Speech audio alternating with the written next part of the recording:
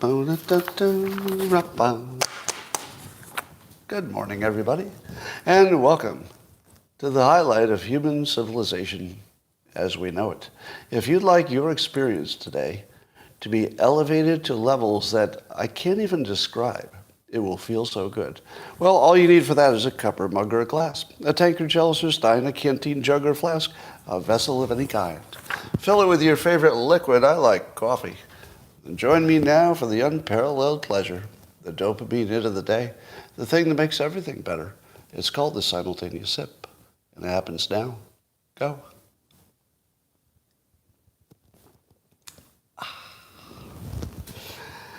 Well, that was delightful. Well, how many of you have yet seen my interview with Megyn Kelly? I thought I did my clearest job of explaining my cancellation, but we talked about lots of other stuff, from hypnosis to persuasion to Trump to you know what. So I tweeted a link to it just this morning. You'll see it at the top of my feed. You should also look for my interview with Michael Malice, also Trigonometry, and Roseanne. Those are some good ones if you want some entertainment. Well, the Hollywood writers' strike is over. Finally, the Hollywood writers' strike is over. Wow. So I guess I can get back to what? Watching 3-hour movies again? No, thank you. Watching scripted TV shows? I don't remember the last time I did that. Although I do like some series sometimes. But I didn't really notice. Did anybody notice there was a writer's strike? Because movies came out. I didn't really notice. But it's over. So now that it's over, the good news is that we'll get more of that same one movie that they keep writing that involves somebody tied to a chair immediately after a car chase that involves a helicopter. Helicopter car chase tied to a chair. There's your movie. Boom. Now, part of what the writers got, in addition to, some more movie from streaming and more upside if things do well, they also got some restrictions on using AI to write scripts. So now the big studios won't be able to write scripts with AI, and that's a problem because what is the easiest way to rewrite a script and make it woke? I'm pretty sure it's AI. You could just take any classic movie and say, AI, rewrite this, but make sure that the lead character is black and female. Do you remember a series called The Boys? It was about these people with superpowers who were not all good people. Well, there's a version of it that came back, Gen 5, it's called. And it got fixed because the old version was deeply flawed, but now they fixed it by making the lead character a black woman. So much improved. She's a good actress, actually, but it does feel a little bit on the nose that we're just taking things that were popular before and changing just that one thing. All right. Were you ever worried that AI would sort of get outside of its guardrails and that there would be an AI that was not, woke and controlled by people and it could answer any question? Well, that just happened. So if you were ever worried that AI, should it escape from its guardrails, would be an existential threat to the entire planet, that's where we are. So there's a well-funded AI company that released an undeletable chatbot. So they released it on, what's it on? They put it on, what's that service where it's all distributed? Torrent. So they published it as a torrent, meaning that it's distributed on various computers And as long as there's even one person who still has it on one computer anywhere in the world, anybody can get to it. So there's an undeletable, uncensored, unguardrailed AI available to anybody who wants to get to it. And based on where it is, it'll be mostly people with bad intentions. So apparently this one will give you instructions for self-harm. It'll tell you how to reintroduce Jim Crow laws, and I don't know, how to do ethnic cleansing. I mean, just awful stuff. And I didn't know this, but apparently there have developed two schools of philosophy about AI.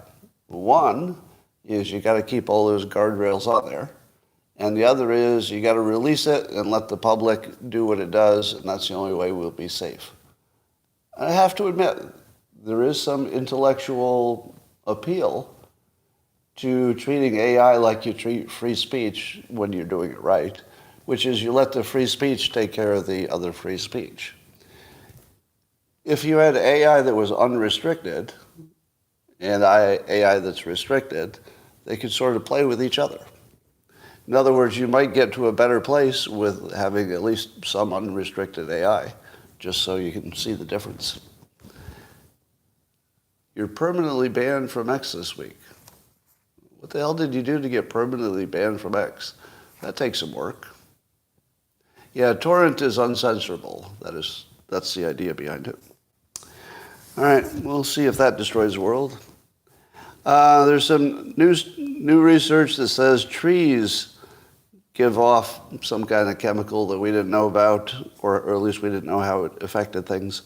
It has some kind of influence on mist or clouds, and the big implication of this is it means our climate models were wildly ignoring a big variable. Now, do you think it's the only big variable? No. Do you think that it's a real thing? The scientists can see the future because they have models? No, it's not a real thing. Do you think that someday we'll look back at this era and we will laugh at the fact that anybody thought models could predict the future? Yes, we will. We will someday look back on this and laugh at ourselves that we ever believed that meta-analysis was real, or that, you could predict the climate in 40 years. It will all look funny to us. And then we'll say, okay, that was mostly for persuasion. They did that. All right, so Musk is taking on Germany. Well, feels like a fair fight. Because there are 8 German NGOs, so non-government organizations, ships in the Mediterranean Sea that are apparently picking up illegal immigrants off the coasts of Africa and delivering them to Italy. So they're German boats, but not German government. They're non-government entities. But they're massively taking loads of immigrants to Italy. Now, Elon Musk was, pointing out let's say, the bad idea here. The bad idea being ignoring borders and just dumping immigrants anywhere. And the German government clapped back at him and looked like idiots. They look like idiots. Because Elon Musk is sort of a hard person to clap back at in public. It's not going to work out for you. It didn't work out for them. But I don't know why they're doing it, other than maybe to make sure they don't end up in Germany. Or is it a trick to... And then I thought, well, what if we did that? What if we took all the immigrants and put them on boats and shipped them to Cuba or something? I don't know, wherever you ship them. But they would just come back, I guess, so that wouldn't work. All right. So Caitlin Collins was talking to Mike Pence on CNN, and I thought, Mike Pence finally has a use. I liked him as a vice president, but he finally has a use now. And the use is he can be invited on shows so they can ask him his reaction to their opinions about Trump. That's all he is now. He's the guy you invite So you have an excuse to talk about Trump. That's what he is. He's the Trump excuse person, or excuse to talk about him. So Caitlin tweeted this. We pressed Mike Pence tonight on Donald Trump's rhetoric lately, from claiming that General Milley committed treason to saying news networks should be investigated for such, and also mocking the brutal attack on Paul Pelosi. Now, do I need to explain to Caitlin that those are not bugs, those are features? How many of you like Donald Trump less because he claims General Milley was treasonous? You like him less, right? Because of all that? No, you like him more because he's right. How about when he says bad things about the news networks? Oh, God. The bad taste in my mouth I get when he says that the news is fake. No, I like that. How about when he mocks the brutal hammer attack on Paul Pelosi? Oh, such bad, well, it's kind of funny, but bad manners that make me laugh. So stop being so terrible in ways that make people clap and laugh and stuff. So I feel like Trump can just do his same trick 1,000,000 times in a row, and it will work 1,000,000 times. I think I'll say something that the news has to cover because they think I went too far. Let's see. Paul Pelosi hammer attack. Yeah. That could work. All right. Locals, I'm going to turn you upside down. My eye contact was in the wrong place here. Oh, did it turn it off? Of course. Yes, of course it turned it off. There, we're back. All right, well, that's why Trump is leading the field, because he says all those things that CNN doesn't like. And why is Pence not leading the field?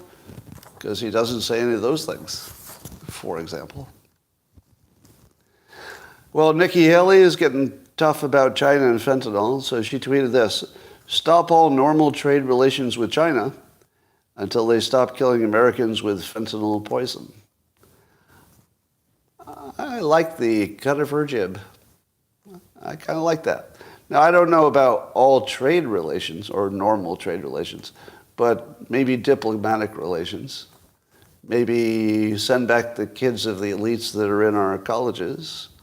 Maybe give them a deadline and then remove all of our diplomats. I've always thought we should remove our diplomats from China until they stop fentanyl. Because why would you have diplomats just acting like it's business as normal when tens of thousands of our people are being slaughtered? I say we should remove our diplomats. We can still talk to them, obviously. There's 1,000,000 ways to talk to them. But I think we should shame them. I think this should be about embarrassment. So we should be embarrassing China, not hurting them economically, because that probably hurts us as much. But I like I like the toughness on that. So there's a new trend on TikTok. I guess it's not actually that new, but apparently idiots on TikTok believe they can pound their own faces with hammers to change the shape of their faces. Really? So I guess for a year or so, this has been a growing meme of people pounding their faces with hammers to change what their face looks like. Now, let me ask you this. Do you think that if TikTok can convince some people to pound their face with hammers, which you would imagine would be among the very hardest things you could ever talk somebody into, hey, you know what would be a good idea? You see that hammer? You see your face? You see where I'm going with this? That's right.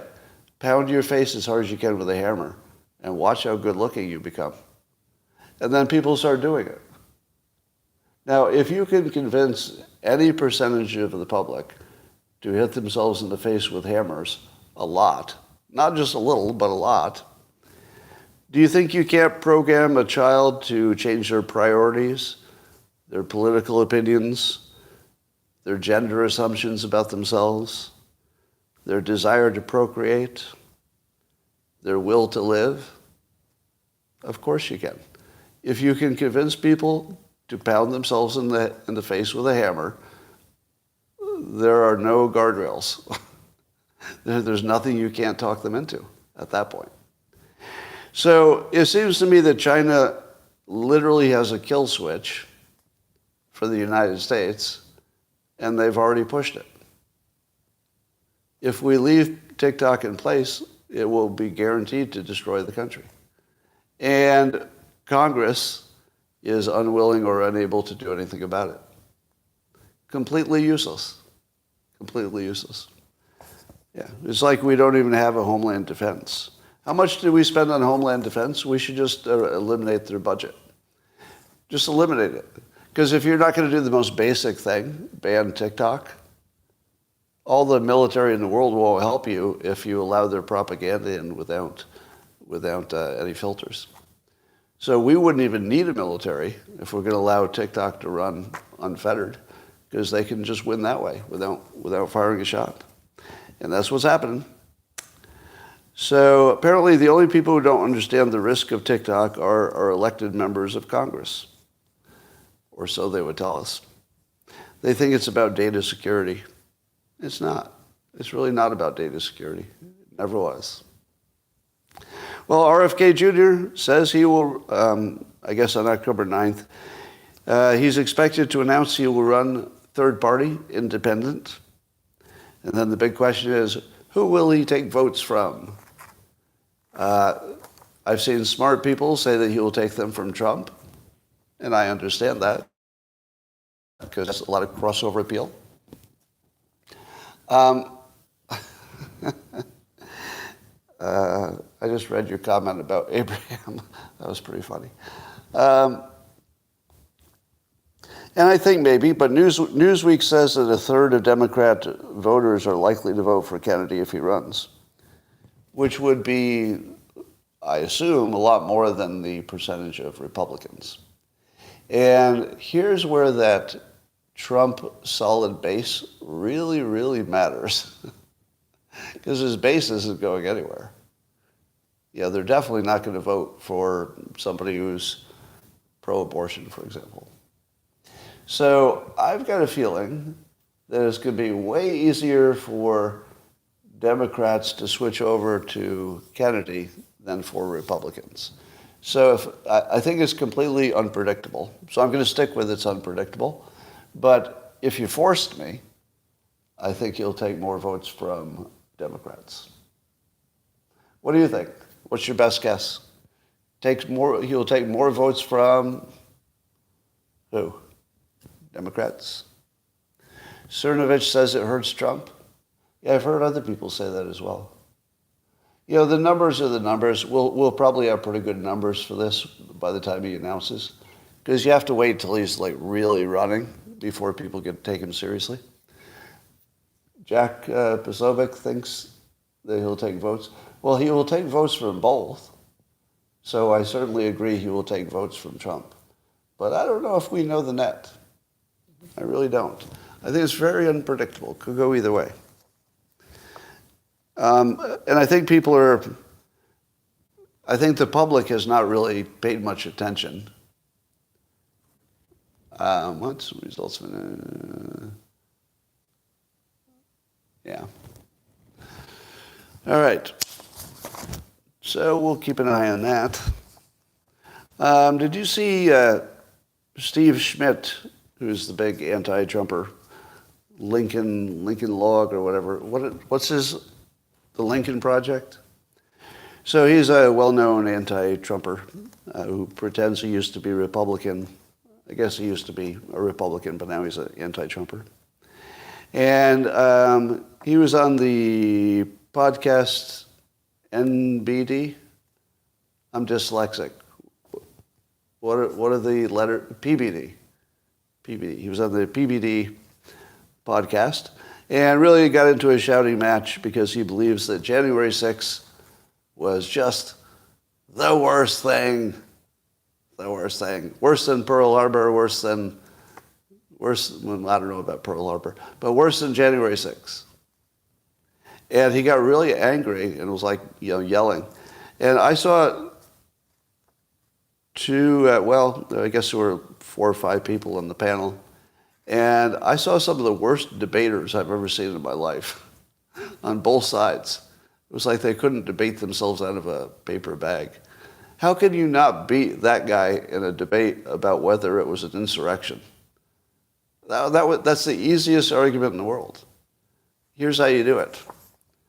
So, Steve, so you say January 6th was an insurrection, and the country was almost lost. Yes, so I think. Trump sucks. That's my best impression of Steve Schmidt.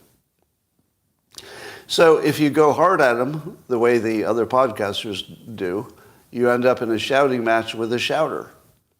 He's a shouter. You get in a shouting match with a shouter, you're not going to win, right? So here's how you should play it. All right, let me understand, Steve.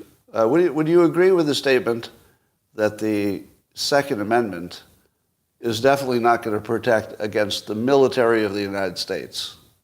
Would you agree? Now, this is not what Republicans think, and it's not what I think, but Democrats think that, and he's joined that side. So I'm not sure if he's where he would answer on this because he's used to be a Republican.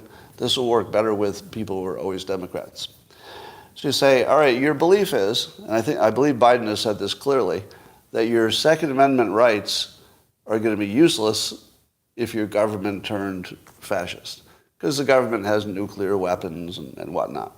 So you first get your Democrat to admit that guns and individuals would be useless against a country with a military. And then you ask them to explain how people who didn't have guns, for the most part, would overthrow the military of the United States by trespassing and some of them getting violent, but basically staying in one room. Like, can you game that through? And then he would say something like, I imagine, they were trying to cancel the progress of the government who was going to certify the vote. And then I'd say, okay, were they trying to cancel it forever? Oh yeah, cancel it forever. Okay, but nobody said that, right? Literally nobody said cancel it forever. Every person there, plus Trump, just wanted to delay it. Are you aware of that? They were talking about a delay. Oh yeah, but they had those fake electors, so it wouldn't be temporary because they had those fake electors. And then you say, were they fake electors, or was it completely transparent alternate electors who would be used as a placeholder in case the process, went in that direction? Oh yeah, but you can call them alternate if you want, but they're fake. They're fake. You tried to get those fake electors in there. Okay, but suppose he did try that. What would happen next? Would the entire government just stay, and then everybody would just obey the government that did not win the election according to the officials? Do you think that would happen? Well, he's got the military too. Yeah, but the military was just going to follow the person who didn't win the election? Well, yeah, but the fake electors. So you don't think that would have gone to the Supreme Court? Well, but the Supreme Court is filled with a bunch of, Trump supporters. To which I say, so you believe that originalists, the people who follow the Constitution to the letter, would play fast and loose with who the electors are? You think that that's the group of people who's going to get creative in their interpretation? Literally the opposite of why they were hired and everything about them. So that's the conversation I want to see. I want to see somebody game it out and show that somehow Trump could have won if that had ever been his intention to overthrow the government. How would that work? And who would believe it would work?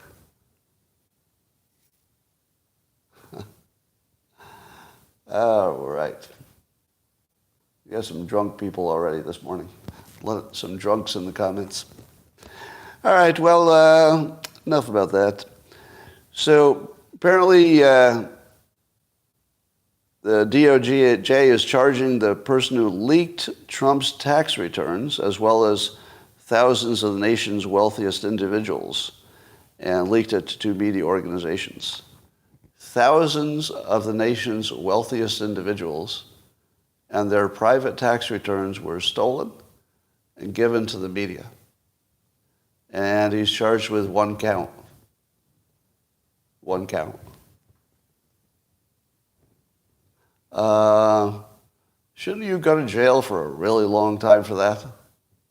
That feels like a little bit bigger than a January 6th person strolling around. Feels a little bit bigger. So yes, I think Mike Cernovich is maybe close to right here, that if the Republicans lose, maybe everybody who's a Republican is going to jail, including me. He might be right about that. We'll have to see. But I'm not going to jail, so don't worry about that. Shutting down the government, we'll get to that. Bill Maher is back on his show and says very directly and clearly, and did a whole piece about it, that Biden's too old and he needs to step down and so he doesn't become Ruth Bader Biden. And Bill Maher goes on to say what a great job Biden has done so far. For example, he handled Ukraine. That was on his list was Biden handled Ukraine. Did a good job handling Ukraine. That's Bill Maher's opinion. They did a good job. You know what a good job handling Ukraine would have looked like? No war with Ukraine. I'm pretty sure that the war itself was the mistake, not how you handled it once the war started. How about not having that war? That would have been a much better outcome. And I'm reasonably positive, I feel positive that Trump would have not allowed that war to happen. Do you agree? I mean, that's just speculation, because who knows? But everything about him suggests that it wouldn't have happened. You know, maybe they would have waited 4 years, but I don't think they would have done it under Trump. Doesn't feel like it would have happened. So, that's weird. Well, Thomas Massey tweeted today, said, I've always fought for single subject bills. So he's fought against the idea that they put a bunch of bills together so that you can't say no to any of it, otherwise you'll shut down the government. And he says, and the efforts of my friends who are stopping Republican bills from passing this week might be rooted in the same conviction. Right? So he's still very much in favor of single topic bills. But he goes on and says, but I believe their well-meaning activity is going to lead to opposite and undesirable outcomes. So I assume the undesirable outcome is that it crashes the government. The government closes and bad things happen.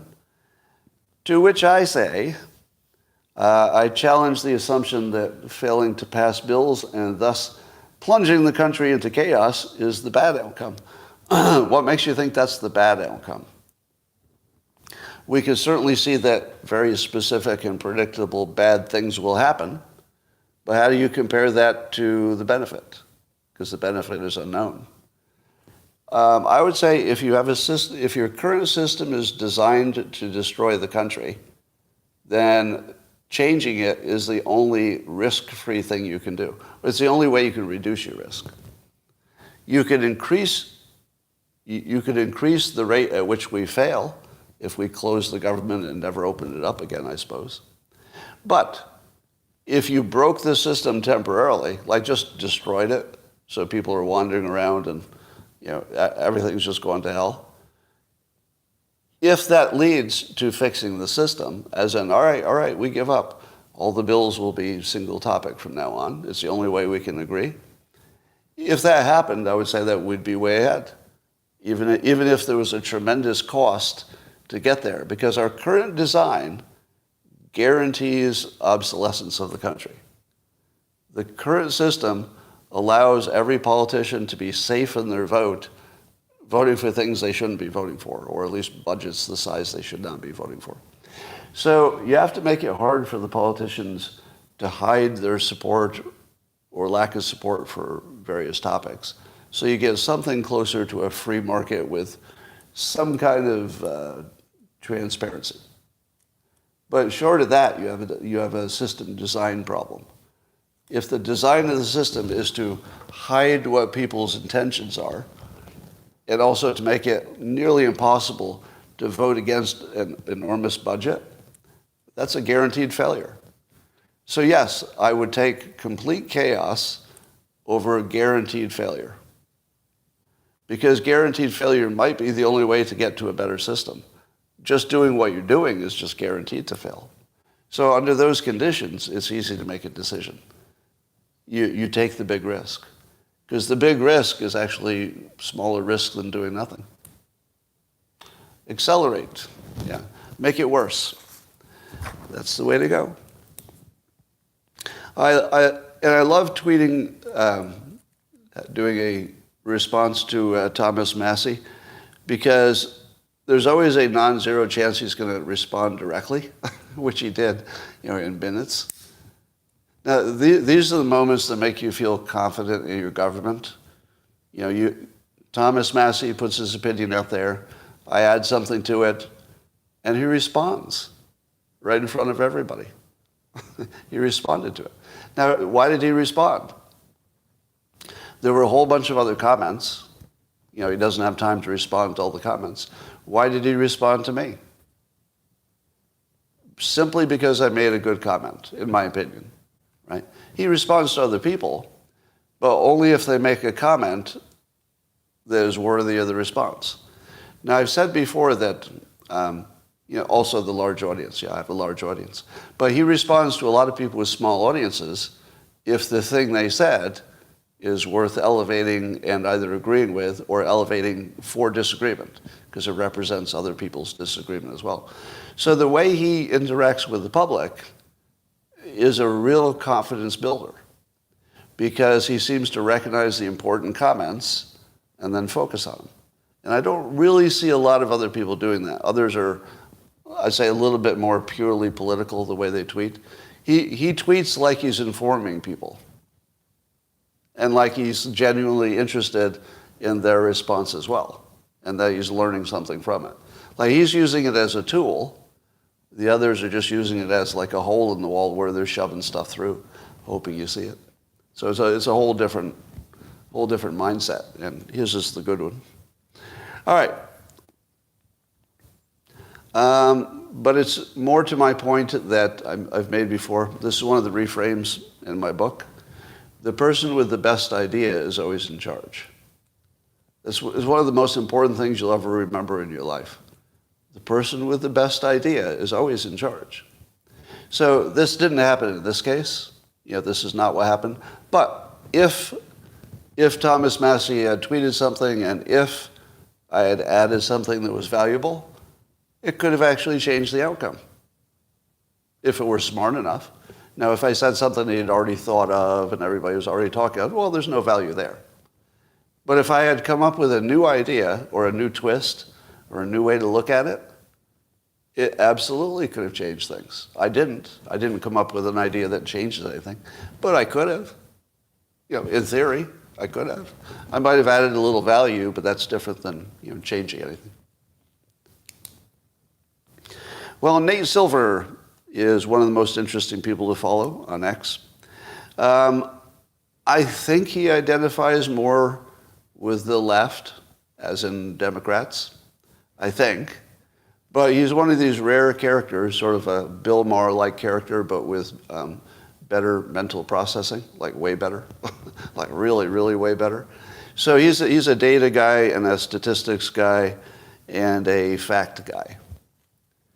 Doesn't mean he's always right, and I'm sure he would not claim he's always right. All right, so perfection is not what anybody's shooting for here. But he did something interesting, which is he thought that the smoke had cleared enough that he could finally answer this question. Do not get angry before I'm done, right? Because I'm going to say some things that you believe, I'm agreeing with. But wait, don't assume I'm agreeing with anything. I'm just reporting, okay? So what he did was he looked for the data on basically how things worked. Were vaccinations a plus or a minus? And same thing with social distancing and business closures and masks. Now, the good news is that somebody who, in my opinion, I don't know if he would say this of himself, but in my opinion, he leans more Democrat. And the first good news is he says the data is very unclear about whether the closures, the masks, and the social distancing had any value at all, and especially contrasted to the fact that there were tremendous costs and disadvantages. So basically, I would say that opinion is straight up Republican thinking. Would you agree? Straight up Republican thinking. The data doesn't show that stuff worked, well, even if it did. The data doesn't show it. And then beyond that, so you don't do it again if the data doesn't show it. And beyond that, the cost of it is harder to measure, but they were substantial. So under that set of facts, you would never do it again. Would you agree?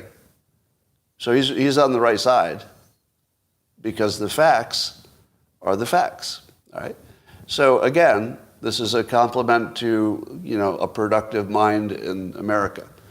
He's on the side of the data, plus he knows how to analyze it.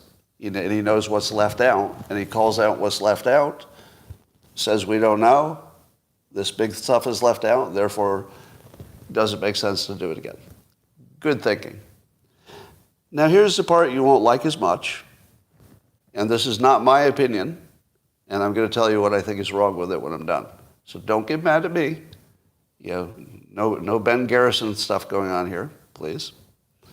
According to Nate Silver, looking at the data that he trusts, and again, he would be better at knowing what data to trust, right? That's his job.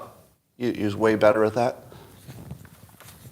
And he says that the death rate during COVID was about the same in the blue states as the red states. Do you believe that? Death rate was about the same in the blue states and the red states until vaccinations. So prior to vaccinations being available, the death rate was comparable. Do you agree with that so far? And why wouldn't it be? Why wouldn't it be? Right? So that suggests that all of the masking and stuff didn't make a difference. Because the masking and the social distancing and everything, those were well in place before the vaccinations. So that further supports the fact that, nothing else was mattering. Then the vaccinations happened. And then Nate Silver points out that pretty immediately after the vaccinations, the blue states had a great drop in the death rate from COVID, and the red states did not have as much of a drop, and the presumption is that they were less vaccinated, because they were. So I'm going to ask you two questions. If the data were accurate, and by no means do I trust any data, just any data. So assuming it's accurate, I'm not making that assumption. All right, so I don't assume it's accurate, but let's just follow through with the thinking here, all right? So we're not getting an answer, we're just following the thinking. If this were accurate, would it tell you something useful? Would you feel that you would learn something useful by knowing that as soon as the vaccinations hit, there was a big difference in the survivability? The people most vaccinated were the most survived. But the data does factor in lockdowns. The data factors in lockdowns and masks because those were in effect before the vaccinations, and they showed no effect. All right. So all of the other factors besides vaccinations have been accounted for. Right? Now, age, presumably you could measure it by age, right? Presumably they know what age groups were the most problematic. And we do know that the red states have older people. The blue states have younger people. So I would not care anything about the COVID death rate by vaccination. Right? I would say that would not tell me anything. So if the only thing that's studied is people who died according to the hospital of COVID, and the only thing you know is whether they were vaccinated or not, even if you did it by age, that would tell you nothing. In my opinion, that would tell you nothing. What's left out? No, even if you did comorbidities, even if you separated by comorbidities, even if you did it by age, would it be useful? Nope. No, not even a little. What's left out? The biggest factor is left out. The biggest factor is, do you die from the vaccination? Because there's no way to sort that out. And you also don't know if any long-term problems are caused by the vaccination or the COVID. So what you don't know is if you checked in 10 years from now, would the red states have regained an advantage compared to the blue states that were more heavily vaccinated? So you don't know that. And that's the whole question.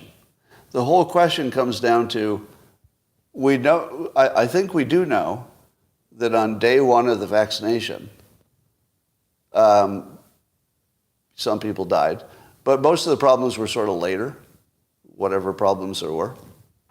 So if you don't know how many people would eventually die, if any, the number might be 0, I don't know. But if you don't know how many people died because of the vaccination, and you might not know that for years, how do you know anything? How do you know anything? Yeah.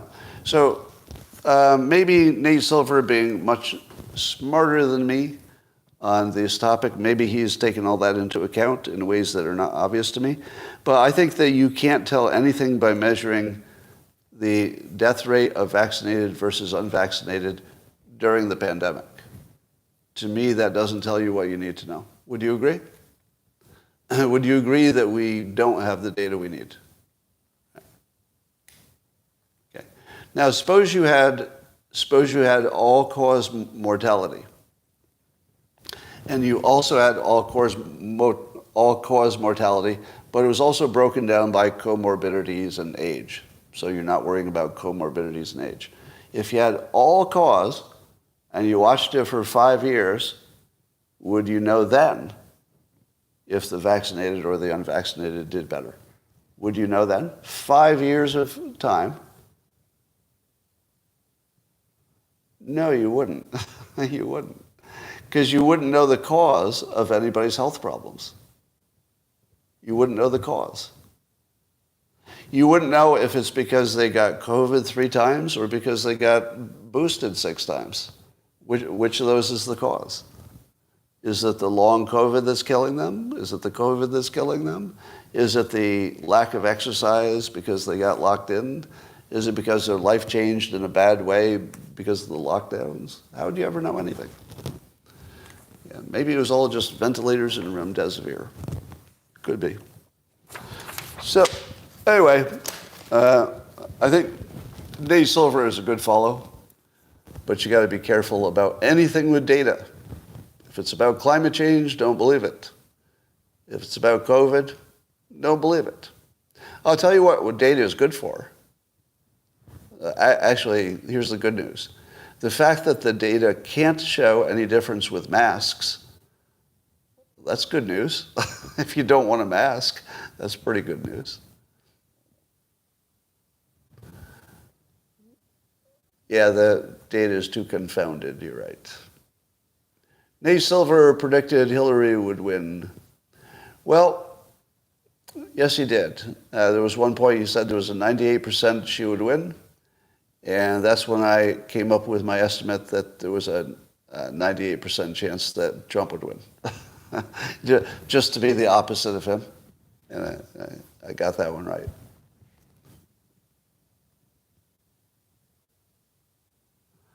Yeah, the suicide and fentanyl are way up.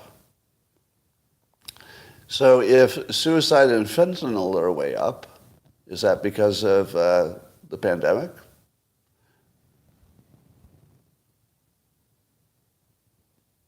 Wow. I'm seeing a comment from someone on Locals that 7 people close to this one person committed suicide during the pandemic. Wow. That's pretty bad. All right. I don't know anybody who died of COVID. So my track record was 0 people I know died of COVID. But most of you do. Yeah, most of you know people who died of COVID. I don't know anybody. Not a single one. So I went through a pandemic without seeing a single death of anybody I know. And also nobody my age or younger who was a celebrity died from COVID.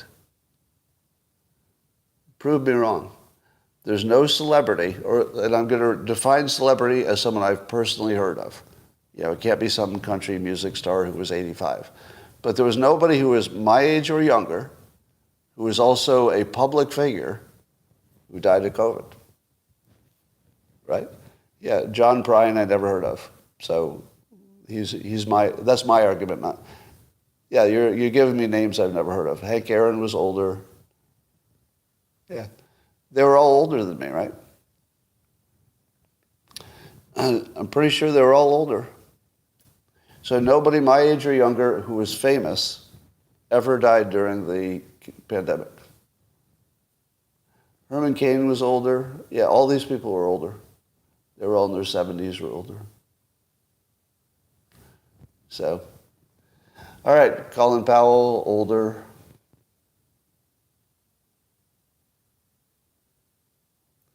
Meatloaf was 74. Brian had cancer first.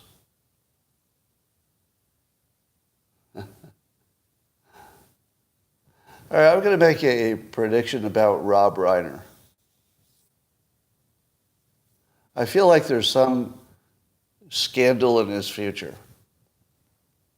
I don't know what it is, but I feel like he's been in the news too much for there not to be something there. And here's why. He tweets like somebody who's under duress. That's it. He tweets like somebody who's under duress.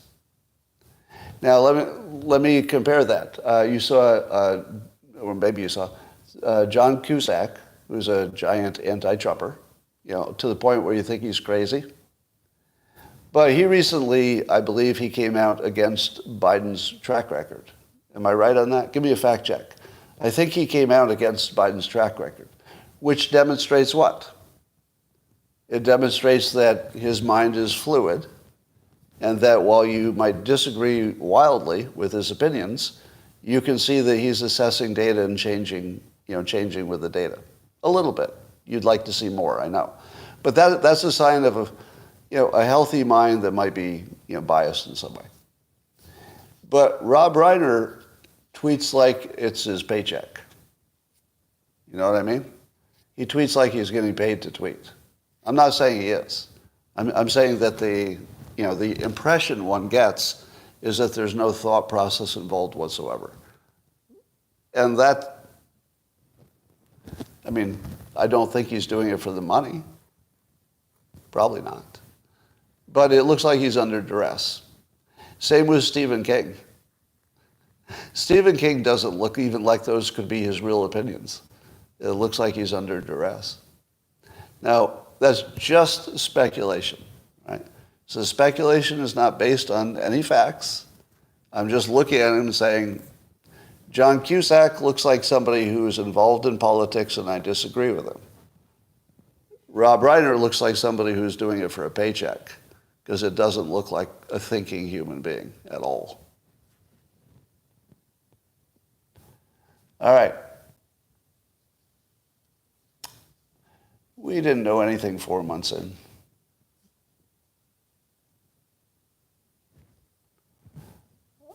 Katie Hobbs avoiding Biden. I'm just not interested in Katie Hobbs.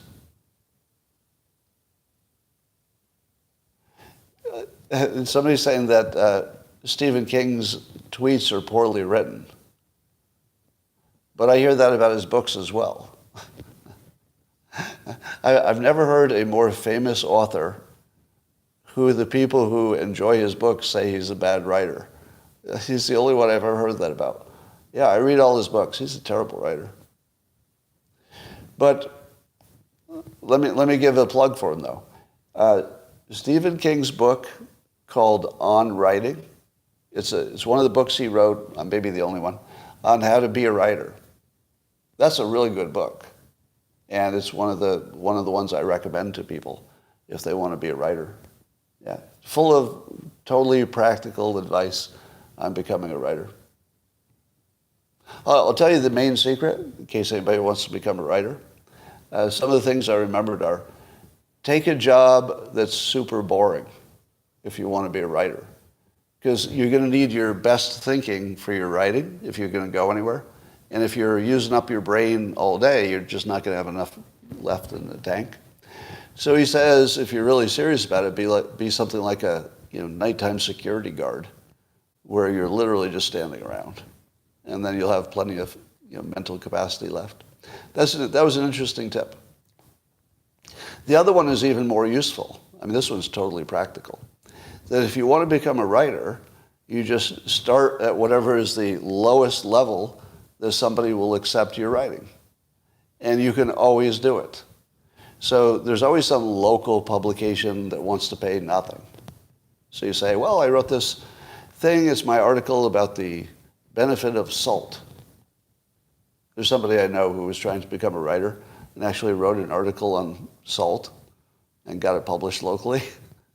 Now, if you could get published locally in things that pay nothing, then you can eventually collect up your works and take it to a slightly better publication and say, okay, I did all this work, you can see my work. Then you can prove that you can write, that you can do it and produce volume, and then the new thing will say, oh yeah, it looks like we're getting a good deal here, we'll get you early. So it's very easy to start writing for nothing and then use what you've written, if you're a good writer, to ratchet up, and you keep showing it to the level above. So that's consistent with my other reframe, that your job is not your job is to get a better job. So all the writing you're doing is to show it to the level above. That's good advice, because you can always find the level that wants you to write for them for free. It might be a website, it might be a blog, maybe start your own Substack or something. But you write for free until you have samples to show somebody who might be interested in paying you. Good advice. All right. Yeah, salt had a big impact on our species, that's true. All right, Substack, it's like a blog with a paywall. I have not seen the live stream in Philadelphia. So the live stream is, the intention is to show how bad it is in the street. Is that what it is? I feel like that's the only answer. The only answer is surveillance of the streets so everybody could watch. Have you seen the new drones that the police are getting? So it looks like the police will have drones that if, let's say there's you hear shots fired. So I think the police in the big cities already have these monitors where they can identify where shots have been fired. Give me a fact check on that. That's a real thing, right? I don't know if it's all the cities, but most of the big cities, they can literally listen to the shot and triangulate approximately where it came from, so they can dispatch a car. Now, they could also dispatch a drone, but the drone could be a lot faster because it doesn't have traffic. So you could get a drone sitting over a crime pretty quickly. It seems to me that if you had a process where somebody could take a picture with their phone and send it to the police, it would activate a drone. Because wouldn't you like to see let's say a 911 dispatcher, but maybe a separate one, that is just looking at photos coming in, like a text. Like there's a robbery going on right here. And then the 911 person sees it, takes the address, and simply pushes one button with the address, and a drone goes up and goes to that address and hovers above it until police get there. Now, you could also imagine these drones will be armed at some point. Am I right? yeah, those drones will eventually be able to shoot a real bullet or a tranquilizer dart or something. So at some point, the drones are going to have AI on them, and they're just going to show up and start shooting people. So maybe not right away, but RoboCop is coming.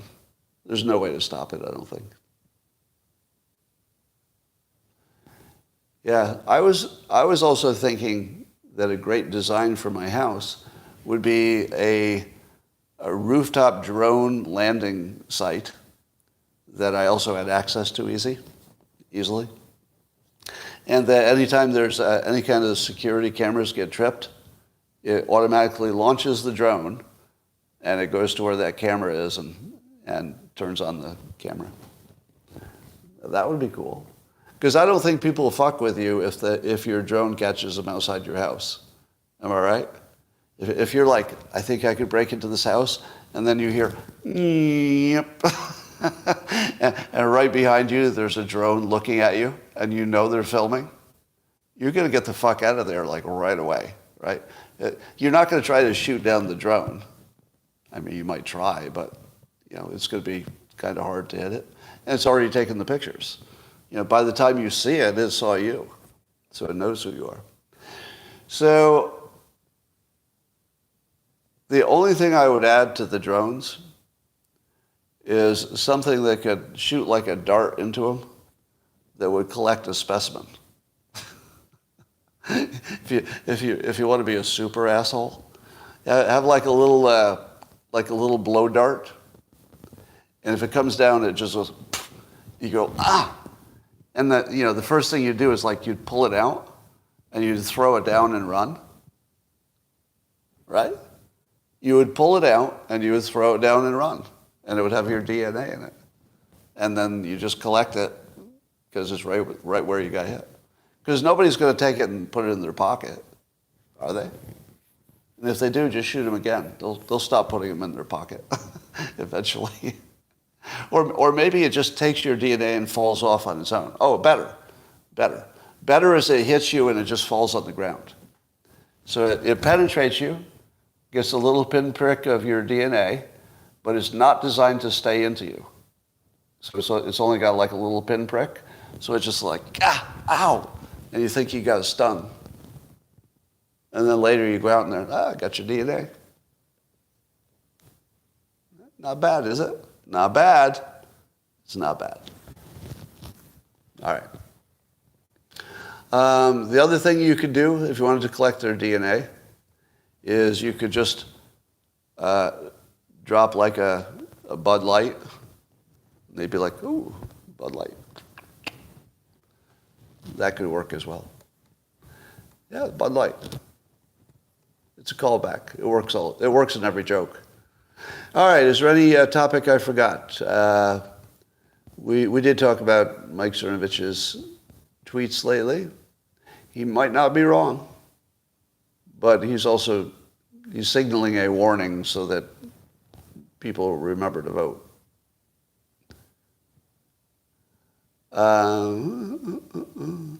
Coleman Hughes dissed Scott yesterday as paranoid of the CIA. Well, does he know? Do you think he knows what the CIA is and is not doing? If you're not paranoid of the CIA, I don't think you've been paying attention. I would agree with him that I have no way of knowing what the CIA is and is not doing. So I think I'm usually careful to say, like, I don't know what anybody's doing. But if you suspect them, that seems quite reasonable.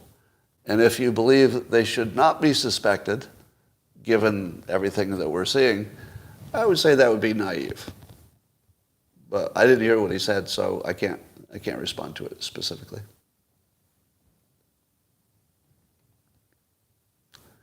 Yeah. Ian says, keep him out of your tweets. I don't know what you're talking about.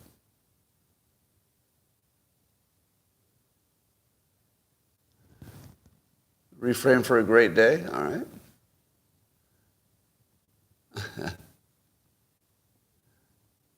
I don't see any buffering. Do we need the CIA? Probably. Khalid says, we love you, Scott, but please tone down on the praise of Elon and X. Why? Why? Why would you ask such a thing? I think he's basically the most useful person in the world right now. So what's the problem with him? Yeah, I'm never going to hear from you again, am I? I think you're done. Wariness of billionaires, of course.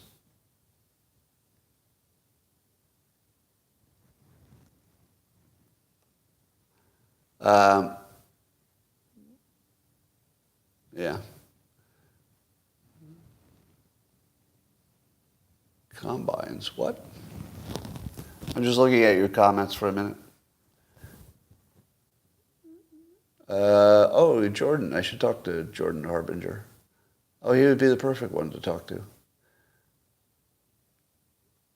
I think that I should. I did send a DM to Glenn Lowry. I hope he didn't create that. He exposed it. I don't know what you're talking about. I missed Khalid's response. Did I? Let's go back. Khalid.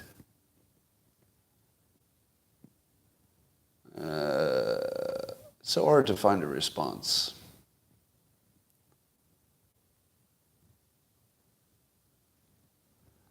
Let me just see if I can find it. I can't find it. Khalid, where are you? Wow, there's a lot of people talking. I didn't realize.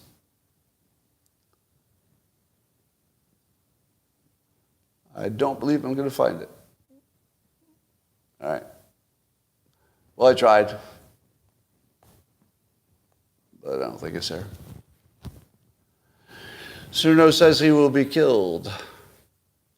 Khalid, the backdoor portal for government. What, you think I don't know that? I don't think that Elon Musk is sanctioning that, but I wouldn't be surprised if it's happening.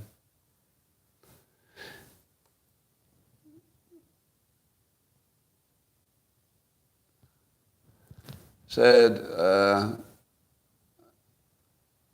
please don't tone down your phrase. All right. Well, I'm not going to do that. That's the kind of comment that just pisses me off. It's one thing to tell me facts you think I don't know or arguments you think I missed. But when you say tone down your praise of somebody without any backup support, that's just manipulative. It is not received well. But will more Swedish girls hang their assaulters? That sounds like a story I missed.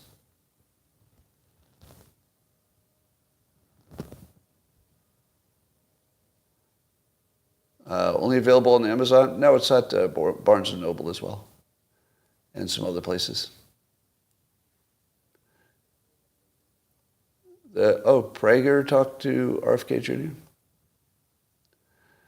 All right, well, here's what I think I'd like to do. I'd like to interview RFK Jr. And I'm going to teach him how to speak correctly because I have there's a non-zero chance that with the procedure he already had for his voice, that all he needs is a tweak to his production technique. In other words, just use a different part of his face and voice to speak. because he looks like he's breathing and producing voice in the wrong part of his body, which would accentuate the problem. I don't know that to be true, but it looks like it. So there's a non-zero chance that I could fix his voice while you watched in less than a minute.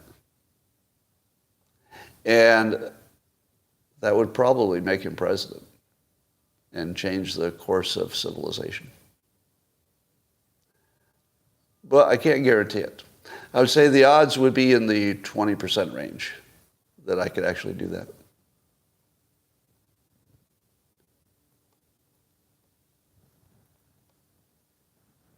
It would be the most viral thing you ever saw in your life. Just try to hold this in your mind. Imagine me fixing his voice in real time. That video would get around, wouldn't it? And I think there's a non-zero chance. I did a long time ago, I DM'd him some instructions on different voice production. And it's the way I talk. It's a big reason that I haven't had a recurrence of my problem, is that you learn to talk up in the mask of your face. And you don't use your vocal cords to do that.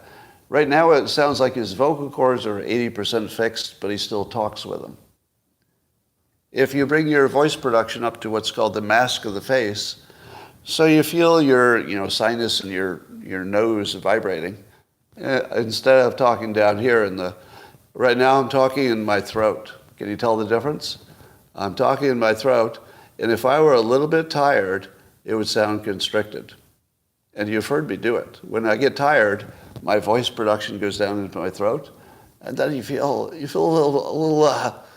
little that coming on, a little weakness, right? You hear it. But as soon as I bring it up to the mask of my face, my voice is not only good, it's almost perfect. And the only difference is I'm changing the production up to the front of my face so I can feel that vibrating, and I know the voice is coming out of here, and I feel almost no effect on my vocal cords. They're involved, but the production is moved up. So that's the little trick. And that's what voice coaches teach you. And that's what the humming happy birthday is. Humming happy birthday is how you teach yourself to use the mask of your face. So if you say, you can actually feel your lips vibrating. And then you can feel around your nose vibrating.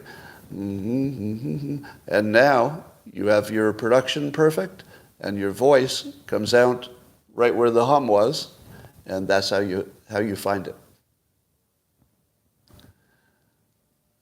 Joe Blow is asking if I'm bi. Joe Blow. That's actually his name, Joe Blow.